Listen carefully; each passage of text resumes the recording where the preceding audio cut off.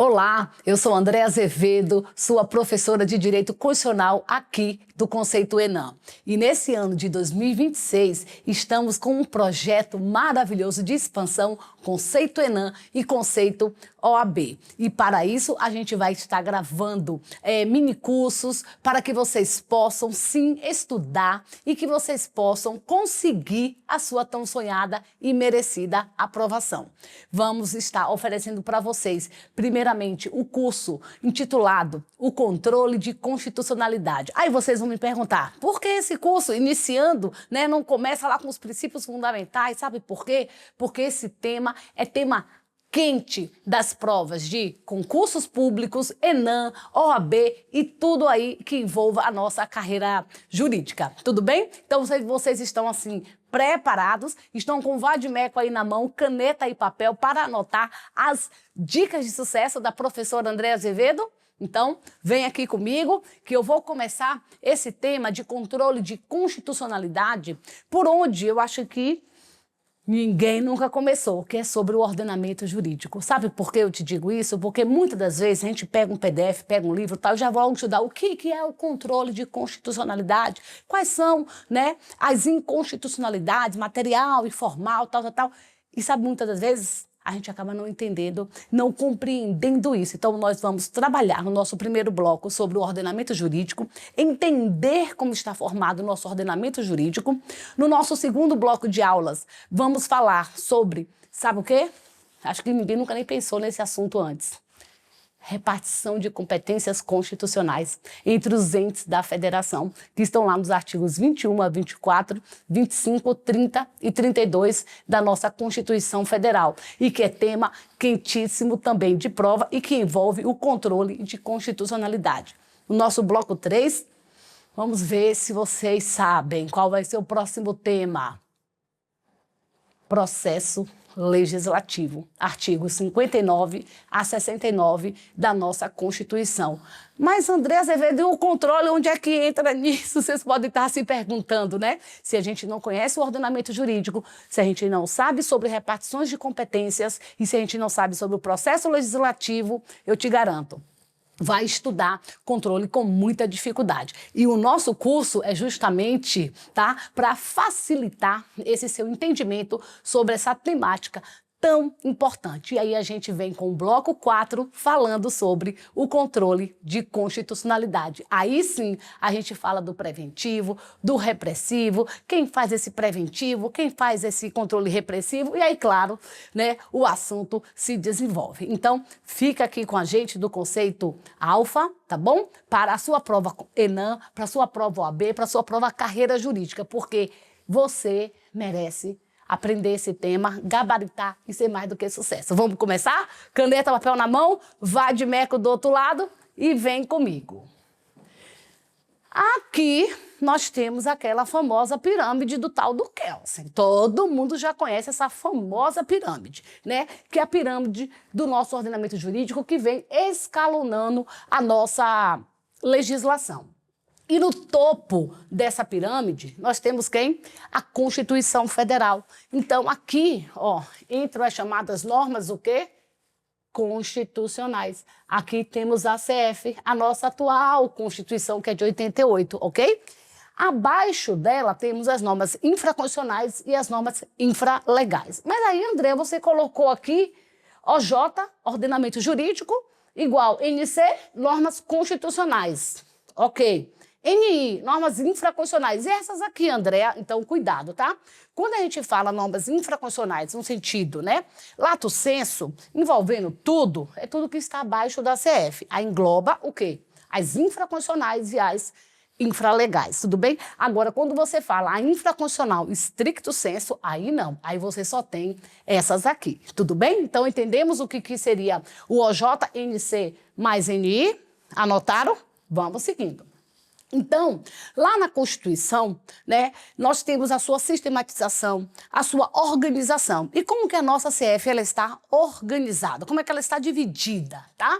Ela está dividida em 3 partes básicas. Que 3 partes básicas são essas, tá? Então, anota aí comigo, Preâmbulo, o texto principal, Aí vocês vão falar assim, André, esse texto, isso é o quê? Que sotaque é esse? Sou baiana, gente, é por isso, amor. Sou da Bahia, mas tenho um coração sul-mato-grossense. Já moro em Mato Grosso do Sul há muitos anos. Aqui construí a carreira de professora Andréa Azevedo. Mas a Bahia, vocês sabem, né? A nossa origem a gente nunca esquece, a gente ama também. Então eu falo que eu tenho 2 corações, sabiam disso? Sim, um Bahia, um MS. E agora estou aumentando o meu coração, Brasil. Daqui a pouco o coração é mundo. Olha lá, vamos lá. Então voltando, não é isso? A nossas explicações aqui. Como está dividida a nossa CF? Preâmbulo, texto principal, e aí todo mundo sabe que temos ainda o ADCT. E por que essa divisão, por que essa sistematização? Somente para fins de organização. E aí, com essas primeiras informações, nós temos 2 grandes princípios que precisamos ter bastante atenção para as provas. Por que a CF está aqui em cima, no topo do ordenamento jurídico? Por conta do princípio da supremacia da Constituição. Ela é a lei maior, ela é a lei quem manda em nosso ordenamento jurídico. Então, por isso que ela é suprema. E todo mundo que estiver abaixo dela deve olhar para cima e reverenciar a nossa CF, tá bom? Porque aí aqui começa o quê? Aquelas ideias de controle de constitucionalidade, rigidez constitucional que banca adora fazer, entendeu? Esse link com classificação de constituições, tá bom? E temos também um outro princípio importante de prova, tá? Que é o princípio da unidade constitucional. O que vem a ser esse princípio da unidade constitucional, então, né? É que a Constituição, ela é um texto único, tá? Ela deve ser interpretada como um todo, tá? Resumindo, falando uma linguagemzinha bem fácil pra gente entender esse negócio, tá? Então, o princípio da supremacia coloca a Constituição no topo do ordenamento jurídico. Princípio da unidade constitucional, né? A interpretação dela, o seu estudo deve ser olhado como um todo, um corpo único. E com isso a gente diz que entre as normas constitucionais não há que se falar do quê? De hierarquia. Então, anotaram essa frase? Entre as normas constitucionais não há que se falar em hierarquia, tá? Hierarquia está entre, tá bom? Aqui, ó, CF e as demais normas do ordenamento jurídico. Aqui tem hierarquia, joia? Mas dentro da CF não há hierarquia. Cuidado com esse tipo de conteúdo na hora da sua prova. E tem um outro detalhe, que aí fala assim, mas as cláusulas PEC, lá do artigo 60, são normas superiores. Quem disse isso? Oxi! De jeito nenhum. Não existe hierarquia entre norma constitucional, tá bom? Na CF não tem essa de que uma norma é mais importante que a outra. Nada disso. Agora, havendo um conflito entre as normas constitucionais, tá? A gente vai resolver isso pelo princípio da ponderação, que prova gosta que você marque, né? Princípio da harmonização prática, de acordo com o caso em concreto, ok? Então, vamos seguindo, vamos seguindo. E aí, o preâmbulo, tá? Que outra coisa que a prova gosta de falar, entre o preâmbulo e o ADCT, tem questão sobre isso, que seria o seguinte, olha, o preâmbulo, ele não é norma cogente, ele não tem valor jurídico, ok? Já o ADCT, ele tem valor jurídico, ele é norma cogente. O preâmbulo não serve para o parâmetro do controle de constitucionalidade. O ADCT serve, tudo bem? Como parâmetro para o controle de constitucionalidade. Ou seja, uma norma infraconstitucional não pode violar disposições, dispor em contrário do que diz o ADCT. Tudo bem?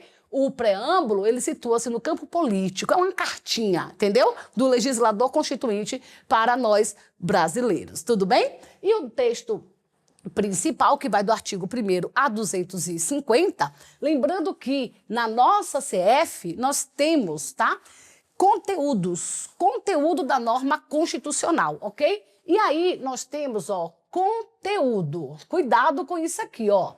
O conteúdo pode ser material, o conteúdo pode ser formal. O conteúdo da norma constitucional, ele pode ser material, ele pode ser formal. E a palavra-chave para a gente conseguir diferenciar esse conteúdo, né, das normas constitucionais, sabe qual é? Essência. O que é da essência do texto constitucional? É material. O que não é da essência do texto constitucional é norma de conteúdo formal, ok? Todas as normas da Constituição, elas são formais, porque elas passam aí pelo processo de elaboração, de sistematização e de ingresso no texto constitucional. Agora, mas nem toda norma, ela é material. Isso é verdadeiro também lá na sua prova. Tudo bem? Lembrando também que as normas que estão aqui no texto constitucional, tá? A gente também precisa analisar a sua origem, tá? Nós temos normas constitucionais originária, tudo bem? E temos norma constitucional quanto à origem, tá? Derivada, ok? A norma originária, ela vem do PCO, do Poder Constituinte originário, tá bom? A norma derivada, ela vem do quê? Do PCD, Poder Constituinte Derivado. E o Poder Constituinte Derivado pode ser de revisão, ou pode ser de reforma, ou de emendabilidade. Então, é um outro tema que também é importante nós estudarmos, tá? A questão do Poder Constituinte, né? Poder Constituinte Ordinário, Poder Constituinte Derivado, suas divisões, tá bom? Porque isso vai ajudar e isso vai também o quê? Trazer base para o seu tema, tá? De controle de constitucionalidade. Tudo bem? Então, quanto ao conteúdo, quanto à origem dessas normas constitucionais. E aí, nós temos um outro detalhe em relação à nossa CF que eu vou colocar com uma outra cor de caneta. Espera, deixa eu tomar uma água, porque já estou ficando com a garganta seca. E você também toma sua água aí, viu? Por favor. Então, vamos lá, olha só. Um outro ponto importante em relação ao estudo da Constituição é a gente lembrar, sabe do quê? Do artigo 5º, parágrafo 3º. Porque lá nós temos o chamado, ó, vou até puxar aqui, ó, colocar aqui, tá bom? Tratados internacionais de direitos humanos. Não é qualquer TIDH, tá bom? Tratado Internacional de Direitos Humanos, mas que ele passou pelo processo de constitucionalização. Porque a gente tem um TIDH que pode não passar pelo processo de constitucionalização, pode não obedecer à regra do artigo 5º, parágrafo 3º. E aí, ele vai estar aonde? Ó, decisão de júris, tá vendo aqui? De STF, ele entra aqui, ó. Aí a gente cria uma outra linha aqui, tá? Já melhora a pirâmide de Kelsen, né? Então a gente coloca ele aqui, ó. TIDH, a gente coloca aqui, aí eu vou colocar assim, ó, gente, ó, sem o quê? Entendeu? Sem a regra do artigo 5º, tá bom? Parágrafo 3º. Aqui eu vou escrever assim, ó, com o quê? A regra do artigo 5º, parágrafo 3º. Entenderam? Porque na regra do artigo 5º, parágrafo 3º é com, tá bom? Do artigo 5º, parágrafo 3º, nós temos lá, tá bom? A regra da constitucionalização desses tratados internacionais de direitos humanos, que o quê? Passaram nas duas casas do Congresso Nacional, foram aprovados em cada casa, tá? Em 2 turnos, com o quórum qualificado de 3/5. E aí, esse tratado internacional que passa por esse processo, tá? De se constitucionalizar, sabe o que acontece? Ele tem status de quê? Anota aí. Norma constitucional. E ele equivale o quê que a prova vai te perguntar? A emenda à Constituição. Tudo bem? Então, ele tem status de norma constitucional equivalente à emenda à Constituição. Tudo bem? Porque, ó, quando eu quero alterar o texto principal e o ADCT, eu altero por meio do quê? Das emendas constitucionais. E onde estão as emendas constitucionais? Ó, artigo 60 da nossa CF. Tudo bem? E aí, lá no artigo 60 fala, né, que a proposta de emenda à Constituição vai ter que passar nas duas casas do Congresso Nacional, na Câmara e no Senado. Em cada casa vai ter que ter 2 votações e cada votação, quórum de 3/5. E aí, então, a gente tem a emenda à Constituição alterando, incluindo alguma coisa na nossa CF, tudo bem? Assim ocorre com o TIDH. Por isso que ele tem também o status de norma constitucional equivalente a uma emenda. E aí entra o assunto de controle. Como, Andréa, porque as normas infraconstitucionais devem observar esse TIDH? Sim. Esse TIDH aqui, ó, que seguiu a regra do artigo 5º, parágrafo 3º, tudo bem? Ele serve para o parâmetro do controle de constitucionalidade? Vocês estão respondendo aí que sim, juntamente comigo. Tudo bem? Tranquilo? E esse tratado internacional aqui de direitos humanos que não conseguiu, né, essa aprovação da forma do artigo 5º, parágrafo 3º. Ele é uma norma, o quê? Chamada o quê? Ó, supralegal. Acho que todo mundo já sabe isso. Se não sabe, aprende agora e quem já sabe apenas relembra, tá bom? Então, esse tratado internacional aqui, ele é uma norma supralegal, tudo bem? Esse aqui é uma norma constitucional equivalente a uma emenda e esse aqui é uma norma supralegal. E vamos, então, já praticamente fechando esse primeiro bloco, né, sobre o ordenamento jurídico. Eu não posso deixar de falar jamais disso aqui, ó. Artigo 59, incisos 2 a 7. Pera aí. Artigo 59, incisos 2 a 7. O que tem aqui, Andréa? Dá uma olhadinha lá. Tá? Dá uma olhadinha aí na sua CF, abre seu vadimeco junto comigo, ok? Eu amo ler a CF, e vocês me contem, também amam, né? Ó, no Enem são 16 questões que envolvem o direito constitucional. No curso, né, que se você estudar para curso de OAB, vai fazer sua prova de OAB, você sabe que lá vem o quê? 6 questões, é considerável. Qualquer concurso, não lê não a CF. Lê não, viu? Vamos aqui, gente. Então, olha só. Lá no 59, nós temos o seguinte, ó, o processo legislativo compreende a elaboração de emendas à Constituição, ok, tá aqui, beleza. Aí vem leis complementares, leis ordinárias, leis delegadas, medidas provisórias, decretos legislativos e as resoluções. Então, aqui nós temos o quê? Lei complementar e lei ordinária, você vai ter ali o seu processo legislativo, artigo 61, 63, 64, 65, 66, tudo bem? 67. Já a medida provisória, artigo 62, tudo bem? No artigo 49, você vai encontrar as competências do Congresso Nacional e você vai ter o quê? Os decretos legislativos, tá? Anota essa informação que é importantíssima, por gentileza, tá? E no 51 e no 52, você tem a resolução da Câmara e a resolução do Senado. E isso são atos normativos, o quê, ó? Olha agora o detalhe da prova. Ato normativo primário. Então, quais são os atos normativos primários? 59, 2 a 7. E onde eles estão espalhados na nossa CF? Tudo bem? Por exemplo, artigo 68, lei delegada. Tá lá. Muita gente esquece que a competência do 49 é exercida pelo Congresso por meio de decreto legislativo. Olha aí. Respira, porque vai dar certo. A gente está aqui para ajudar vocês, tá bom? E aí, então, nós temos um outro detalhe também aqui importante, que é o artigo 84, inciso 6, que fala sobre o decreto autônomo, que é expedido pelo presidente da República, que ele é, sim, tá bom? Esse decreto autônomo, ele é, sim, um ato normativo primário. E o que é, então, André, um ato normativo primário? É aquele que extrai o seu fundamento de validade diretamente do texto constitucional, ok? E aí, o que não está dentro, tá?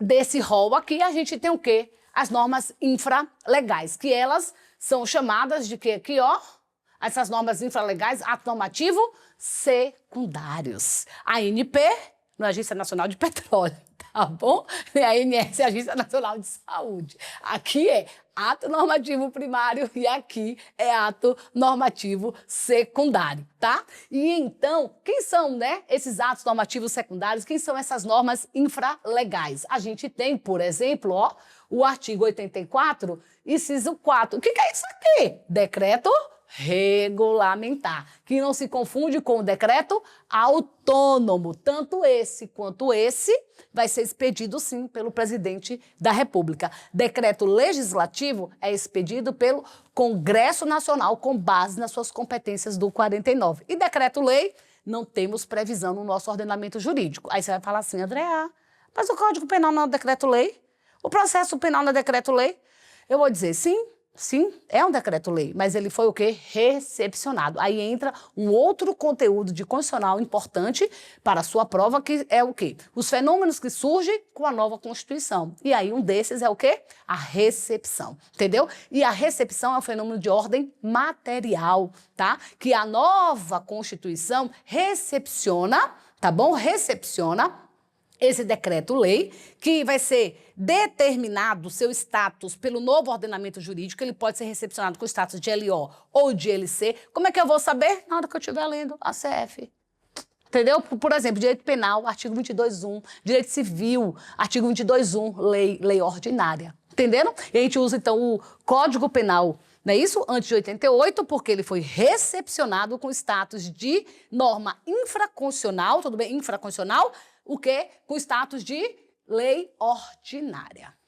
Pegou essa dica de sucesso da professora A? Então, anota aí, vambora. Aí André Azevedo, tá muito rápido. Ah, tá. Aí vocês assistem os vídeos por aí. Tudo 2.0, que eu sei disso, mas vou dizer uma coisa. Olha, gente, de verdade, amores, não faz isso não, tá? Não fica assistindo o vídeo em velocidade 2.0.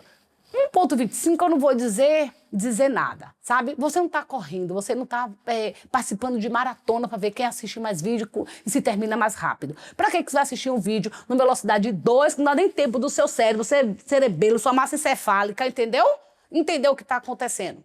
Aí, só cumpre por cumprir? É legal isso? Para e pensa, tá? Então, 1.25 tá ótimo, tá ótimo. Deixa seu cérebro entender muita informação, muita coisa. Tá? E tudo tem seu tempo. Você não está prestando, tudo bem, prova de maratona.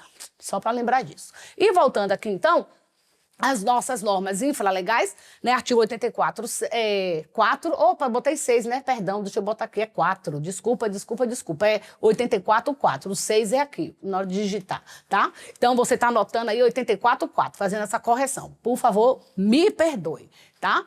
E aí, então, o que acontece? Essas normas infralegais, artigo 84, 4, decreto regulamentar, eu também tenho aqui portarias, né?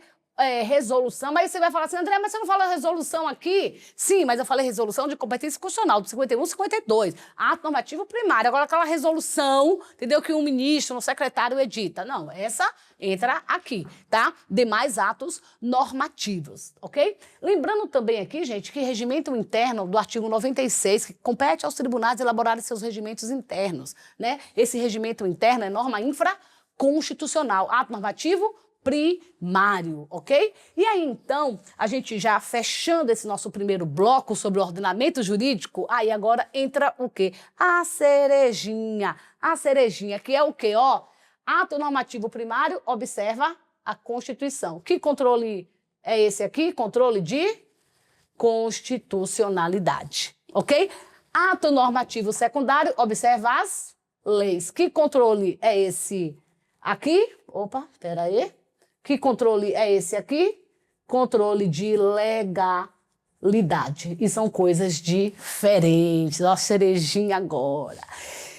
E então, nós vamos lembrar do artigo 102, 1A da CF, que fala de quem? ADI e ADC. Dá uma olhadinha aí no seu artigo 102, 1A da CF. Dá uma olhada lá. Que fala que compete ao Supremo Tribunal Federal, né, processar e julgar originariamente ADI e ADC de ato, né, normativo. Só que ele não diz que ato normativo é esse. Você agora já sabe, você é aluno André Azevedo, você sabe que é o quê? Ato normativo primário. E ele é passível do controle de constitucionalidade. E quem é esse ato normativo primário? Olha aqui, se estiver violando a CF, cabe ADI. Tudo bem? E lembrando que lei ou ato normativo primário, federal ou estadual, para o quê? Caber ADI que estejam violando aí, tá bom? A CF, ok? Já a ADC, você tem o quê?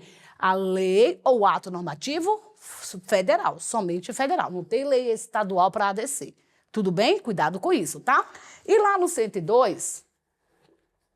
tá? Parágrafo 1º da CF, nós temos o quê? A ação universal chamada ADPF. Essas três ações aqui são as chamadas ações do controle concentrado de constitucionalidade, que nós vamos ver no último bloco, tá? Das nossas aulas.